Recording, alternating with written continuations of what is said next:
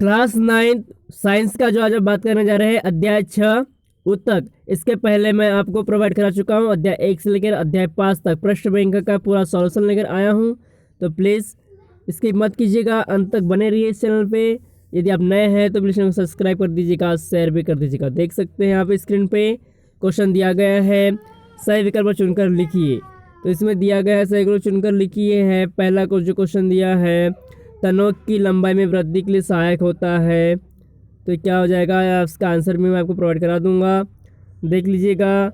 जिन मांसपेशियों को हम इच्छा अनुसार गति करा सकते हैं उन्हें हम क्या कहते हैं। तो इच्छा अनुसार तो ऐच्छिक पेशी आ जाएगी ये। इसके बाद में देख लेते हैं तीसरा क्वेश्चन जो है, कार्डियक पेशी पाई जाती है। तो जो कार्डियक पेशी जो पाई जाती है वह आ जाएगा हृदय में। इसके पहले का जो क्वेश्चन था, पहले का ए आ जाएगा आपके पास। शीर्ष तने की जो लंबाई में वृद्धि करने में सहायक होता है और शीर्षस्थ विभोज्य तक होता है। इसके बाद में जो होता है मांसपेशी को गति करने वाला, तो ऊपर तो सभी आ जाएगा इसमें। ऐच्छिक गति, ऐच्छिक पेशी भी आता है, कंकाली पेशी भी आता है और रेखित पेशी भी आती है, मतलब उपयुक्त सभी इसमें हो जाएगा। और जो तीसरा जो क्वेश्चन था कार्डियक पेशी, तो अभी बताया था मैंने आपको, हृदय में पाई जाती है। तंत्रिका ऊतक की कार्यात्मक इकाई होती है, तो यह होती है चौथा का जो आंसर आ जाएगा वो ए, न्यूरॉन में। इसके बाद में कार्डियक पेशी होती है, तो कार्डियक पेशी क्या होती है, यह इसका आंसर ए, केंद्रीय कोशी होती है। इसके बाद में रिक्त स्थान की पूर्ति, तो आप स्क्रीन में देख रहे हैं और इसका संपूर्ण आंसर भी आपको यहीं पर दिखाई दे रहा है। अनैच्छिक पेशियों में खालिस्तान केंद्रक होता है, तो एक होता है। फेफड़ों की श्वसन में खालिस्तान पेशी पाई जाती है, तो यह होती है अनैच्छिक पेशियाँ पाई जाती है। अनैच्छिक पेशियों को अरेखित पेशियाँ भी कहते हैं। एक्सिन जो होता है तंत्रिका ऊतक का भाग होता है। इसके बाद में आहार नली में खालिस्तान पेशियाँ पाई जाती है, तो अनैच्छिक पेशियाँ पाई जाती है। चिकनी पेशियाँ में रेखित पेशियाँ पाई जाती है। और हमारे शरीर की गति करने के लिए जो पेशियाँ होती है, ऊतक जो होता है वह होता है पेशीय ऊतक। इसके बाद में देख लेते हैं अति लघुत्तरीय प्रश्न, किन्हीं दो प्रकार के पेशीय रेखों के चित्र बनाना है और अंतर भी बताना है। तो देख सकते हैं आप, कोशिका तर्ककार पेशी और दूसरी है पेशीय रेशो। इसके बाद में दिया गया है हृदय पेशी का विशेष कार्य क्या है, स्क्रीन पे आपको दिखाई पड़ रहा है। इसके बाद में देख सकते हैं आप क्वेश्चन में दिख रहा है रेखित, अरेखित तथा हृदय पेशी में उनके कार्य के आधार पर अंतर स्पष्ट करना है। तो ये आपको दिखाई बिल्कुल स्पष्ट रूप से पड़ रहा है, आप स्क्रीन पर देख लीजिएगा। इसके बाद में देख सकते हैं आप न्यूरॉन का नामांकन चित्र दिया गया है यहाँ पे। ऊतक किसे कहते हैं, एक उदाहरण देना है, तो आपको दे दिया है। ऊतक जो होता है कोशिका के समूह को जिसकी उत्पत्ति समान होती है तथा समरूप कार्य करते हैं, ऊतक कहलाते हैं। इसके बाद में आ जाएगा अध्याय 7। तो अध्याय 7 देख सकते हैं आप, जीवों में विविधता, ये क्या क्या होगा। तो जो पहला है आपको दिया गया है द ओरिजिनल ऑफ स्पीसीज पुस्तक का लेखक कौन था। तो इसका जो पुस्तक था चार्ल्स डार्विन। इसके बाद में है 5 जगत वर्गीकृत करने वाले, जो प्रस्तुत किया था वर्गीकरण में, वो थे हमारे विक्टेकर ने। इसके बाद में वर्गीकरण के आधारभूत इकाई होती है, तो वर्गीकरण की जो आधारभूत जो इकाई होती है वो होती है जाति। इसके बाद में है मोनेरा में पोषण होता है, तो मोनेरा में जो पोषण होता है वह होता है उपरोक्त दोनों में, यानी स्वपोषी और परपोषी दोनों में होता है। इसके बाद में है एक कोशीय यूकेरियोटिक्स जीव आते हैं, तो यह इसका आंसर आ जाएगा, वह आ जाएगा प्राटिस्टा में। इसके बाद में स्क्रीन में देख लीजिएगा क्वेश्चन 6वां 7वां। तो जो 6वें का जो आंसर है वह आपको आ जाएगा कवक में। 7वें का जो आंसर है वह आपको आ जाएगा प्लांटी में। इसके बाद में जो है 8वें का जो आंसर है वह आ जाएगा थैलोफाइटा में। इसके बाद में रिक्त स्थान की पूर्ति कीजिए, तो आपको स्क्रीन पे दिखाई दे रहा है और पूरे का आंसर भी आपको स्क्रीन पे नीचे ही दिखाई दे पड़ेगा। देख सकते हैं आप पूरे का आंसर दिया गया है, स्क्रीन को रोक लिया हूँ मैंने, आप इसे आसानी से पढ़ सकते हैं। इसके बाद में देख लेते हैं अति लघु या विश्लेषणात्मक प्रश्न आएगा इसमें, क्योंकि इसमें अति लघु उत्तर नहीं आ रहा है। तो यहाँ पे दिया गया क्वेश्चन, आप इसको बिल्कुल देख सकते हैं कि 5 जगत वर्गीकरण के प्रमुख आधारों के को स्पष्ट करना है। तो यह है पहला मोनेरा, प्रतिष्ठा, पादप, कवक और जंतु जगत। इन 5 जगत में बांटा गया है।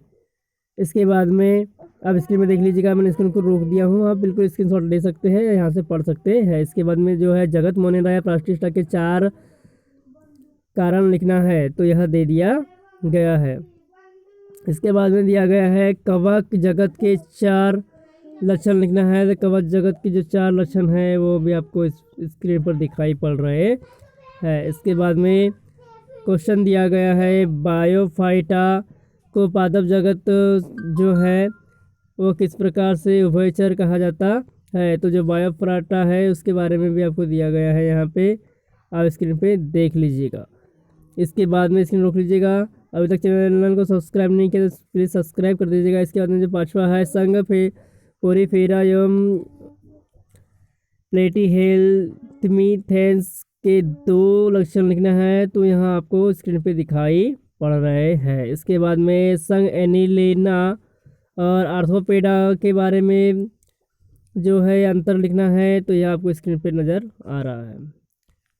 इसके बाद में देख सकते हैं हम 7वां वर्ग मत्स्य एवं जल मत्स्य के 2 लक्षण लिखना है, तो यह भी आपको स्क्रीन पे नज़र आ रहा है, आप देख सकते हैं बिल्कुल एक एक करके। इसके बाद में वर्गीकरण की द्विनामांकरण पद्धति कारण सहित या उदाहरण सहित लिखना है, तो द्विनाम पद्धति ये भी आपको स्क्रीन पे नज़र आ रहा है और उदाहरण सहित दिया गया है। इसके बाद में देख लेते हैं और क्या क्या आएगा। इसके बाद में आएगा पार्ट 8, यहाँ पे ख़त्म होता है, तो पार्ट 7 ख़त्म हो जाता है। इसके बाद में गति, तो गति देख लीजिएगा, मैं स्क्रीन चलाते जा रहा हूँ, आप बिल्कुल स्क्रीन पे देखते जाइए, एक एक आंसर आपको पूरा का पूरा प्रोवाइड कराया जा रहा है, आप इसे देख सकते हैं। क्वेश्चन आंसर भी देख लीजिएगा, इसके बाद में इनके का आंसर भी आ जाएगा। इसके बाद देख लीजिए एक शब्द में उत्तर, इनका भी आंसर आपको यहाँ पर दिखाई दे रहा है एक एक करके। इसके बाद में अति लघु उत्तरीय प्रश्न आएंगे। औसत चाल किसे कहते हैं, स्क्रीन पे देख सकते हैं आप लोग। इसके बाद में देख लीजिए औसत चाल का जो सूत्र होता है वह होता है वस्तु द्वारा तय की गई कुल दूरी बटे यात्रा में कुल लगा समय, यानी दूरी बटे समय चाल का हो जाएगा। एक समान गति किसे कहते हैं, तो जब कोई वस्तु समान अंतराल में समान गति तो दूरी तय करती है तो उस गति को एक समान गति कहते हैं। उदाहरण के लिए पृथ्वी के चारों ओर चंद्रमा की गति होती है। असमान गति, जब कोई वस्तु समय अंतराल में असमान दूरी तय करती है उसे असमान गति कहते हैं। जैसे सड़क पर चलती हुई कार की गति कभी कम स्पीड होती है, कभी ज़्यादा स्पीड होती है। त्वरण किसे कहते हैं, यह आपको दिखाई दे रहा है, किसी वस्तु के वेग में 1 सेकंड में हुई परिवर्तन वस्तु का त्वरण कहलाता है। इसे ए द्वारा प्रदर्शित करते हैं। त्वरण का सूत्र हो जाएगा वेग में परिवर्तन बटे समय अंतराल। इसके बाद में देख सकते हैं आप, जब आसमान में बादल छाए होते हैं तो बिजली चमकने के बाद गरजना की क्रिया बार बार होती है। तो पहले बिजली की चमक दिखाई पड़ती है, कुछ समय पश्चात उस बादलों की गरजने की आवाज़ आप तक पहुंचती है। ऐसा क्यों होता है, तो ऐसा इसलिए होता है जब आसमान में बादल छाए होते हैं तो बिजली चमकने और बादलों को गरजने की क्रिया बार बार होती रहती है। पहले बिजली की चमक दिखाई देती है, उसके कुछ समय पश्चात बादलों की गरजने की आवाज़ आप तक पहुँचती है। क्योंकि बिजली और ध्वनि के वेग में अंतर होता है, बिजली की गति ध्वनि की गति से अधिक होती है, इसलिए पहले बिजली की चमक दिखाई देती है तथा कुछ सेकंड बाद गरजने की आवाज़ सुनाई देती है। लगभग 5-6 सेकंड के बाद आपको सुनाई पड़ेगी। इसके बाद में देख सकते हैं आप एक एक करके क्वेश्चन स्क्रीन पे दिया गया है और नए गणितीय रूप में बनाना है तो आप एकदम से देख लीजिएगा। सब्सक्राइब नहीं किया तो बिल्कुल सब्सक्राइब कर दीजिएगा। और बहुत बड़ा IMP very very important question जो है चाल और वेग में अंतर। तो चाल और वेग में अंतर कई सालों से आ रहा है। तो चाल क्या होता है, दूरी परिवर्तन की दर को चाल कहते हैं। और वेग क्या होता है, विस्थापन परिवर्तन की दर को वेग कहते हैं। चाल अदिश राशि है, वेग सदिश राशि है। चाल गतिमान वस्तु का चाल शून्य नहीं हो सकता, गतिमान वस्तु का वेग शून्य हो सकता है। दूरी में परिवर्तन से चाल में परिवर्तन होता है। वेग में परिवर्तन विस्थापन की मात्रा या दिशा परिवर्तन के कारण हो सकती है।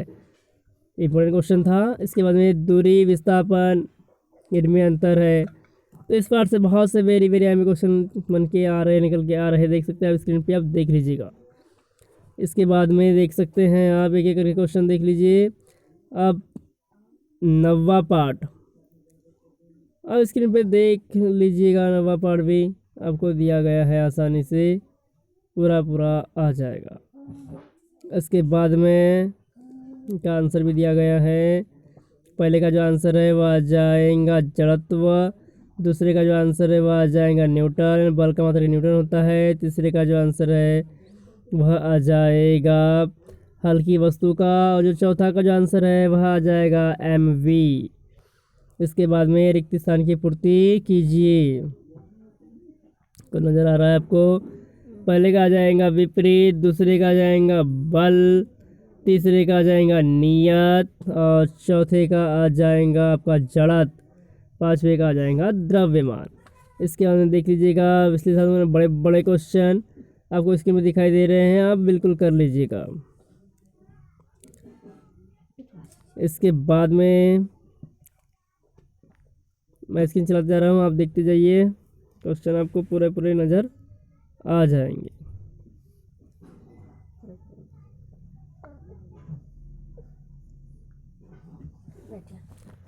यहाँ देख लीजिएगा क्वेश्चन को एक एक करके, सबके आंसर भी आपको प्रोवाइड कराए गए हैं। गुरुत्वाकर्षण का सार्वत्रिक नियम एवं सूत्र लिखना है तो आपको स्क्रीन में दिखाई दे रहा है, स्क्रीन रोक कर पढ़ लीजिएगा।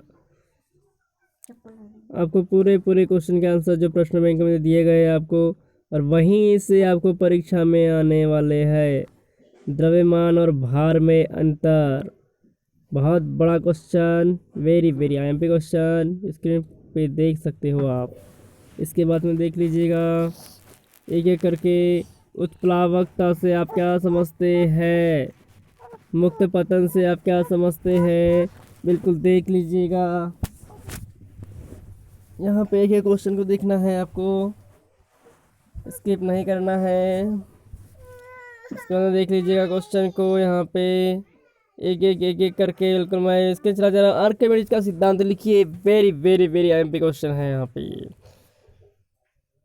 एक एक क्वेश्चन बिल्कुल नाप तोल के निकाला गया है एमपी बोर्ड द्वारा, और यहीं से पूरे के पूरे क्वेश्चन आपको आएंगे। कार्य का SI मात्रक क्या होता है, तो आपको पता होना चाहिए कार्य का SI मात्रक क्या होता है। क्या बता सकते हैं, कार्य का SI मात्रक होता है जूल। बिल्कुल आप देख सकते हैं एक एक करके क्वेश्चन स्क्रीन पे चलाते जा रहा हूँ मैं आपको, आप देख लीजिएगा। इसके बाद में जो आएगा वह अध्याय 12 आएगा। ध्वनि की प्रबलता निर्भर करती है, ध्वनि की प्रबलता का निर्भर करती है, तो यह करती है आयाम पे। ध्वनि का त्वरण निर्भर करता है, यह होता है आवृत्ति पर। अब बिल्कुल एक एक करके देख लीजिएगा, इधर भी क्वेश्चन देखते जाइएगा, इनके भी आंसर आपको यहाँ पे मिल जाएंगे। एक शब्द में उत्तर लिखा, तो इसका जो आंसर है वो आपको स्क्रीन पे ऊपर दिखाई दे रहा है। इसके बाद में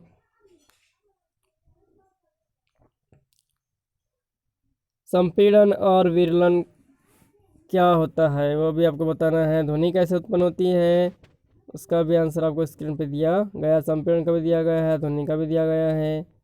एक साथ दो दो तीन तीन प्रश्न आपको स्क्रीन पर दिखाई दे रहे हैं, आप पढ़ लीजिएगा। इसके बाद में देख सकते हैं हाँ, ध्वनि तरंगों में परिवर्तन का उपयोग। अनुरणन क्या है, चमगादड़ अपना शिकार पकड़ने के लिए परागधानी का उपयोग किस प्रकार करते हैं, वर्णन करना है। तो इसका भी आपको स्क्रीन पर नज़र आ रहा है। सोनार की कार्यविधि तथा उपयोग के बारे में वर्णन करना है। वेरी वेरी एमपी क्वेश्चन है। इसके बाद ध्वनि की प्रबलता से आप क्या समझते हैं, ये भी आपको दिया गया है। मनुष्य का कान किस प्रकार से कार्य करता है, सचित्र वर्णन करना है। तो इसका जो है मनुष्य का कान जो है चित्र भी आपको नज़र आ रहा है। इधर क्वेश्चन दिया गया है, किस धातु का ब्लॉक किस दोष देने वाली परागधानी का उपयोग किस प्रकार से करते हैं, उसका चित्र आपको दिया गया है। यानी एक साथ एक ही इसमें दो दो तीन तीन प्रश्न दिए जा रहे हैं, आप रोक कर पढ़ सकते हैं। इसके बाद में हम बीमार क्यों होते हैं, ये भी देखना है। तो इसका भी जो आंसर आएगा, विषाणु से होने वाला रोग। तो विषाणु से होने वाला रोग कौन सा है, डेंगू है, एड्स है, फ्लूजमा या उपरोक्त तो सभी है। तो इसका जो आंसर आ जाएगा डी आएगा, यानी उपरोक्त तो सभी आ जाएगा। विषाणु से सभी हो सकते हैं, डेंगू भी, एड्स भी और इन्फ्लुएंजा भी हो सकता है। जीवाणु से होने वाले रोग जो है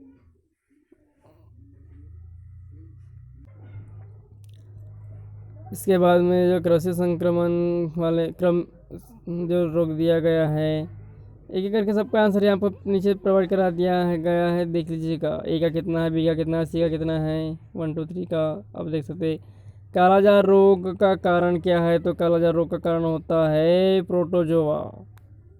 इसके बाद में एक एक करके देखना है आपको, सही जोड़ी दिया गया है।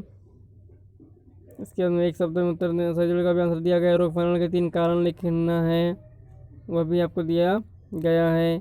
इधर आपको दिया गया है कि एक वाक्य में उत्तर का भी आंसर दिया गया है। अब लघु वाले दिया गया है, दीर्घकालीन रोम क्या होते हैं, 2 उदाहरण लिखना है। उसके बाद आंसर दिया है रोगों उससे बचने के लिए 3 उपाय है। संक्रामक और संक्रामक रोगों में अंतर, वह भी आपको दिया गया है।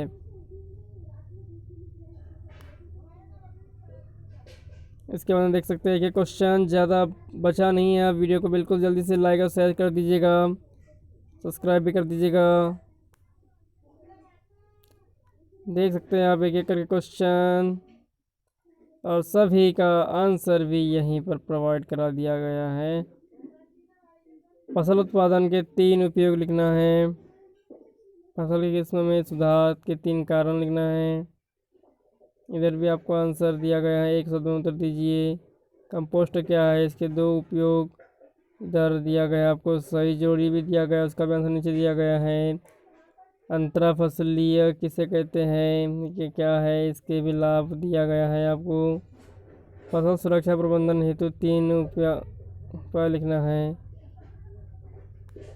एक करके पूरा क्वेश्चन देख लीजिएगा। दूध का उत्पादन वाला भी दिया गया है। इस वीडियो में बस इतना ही, मिलते हैं अगली वीडियो में, तब तक के लिए जय हिंद।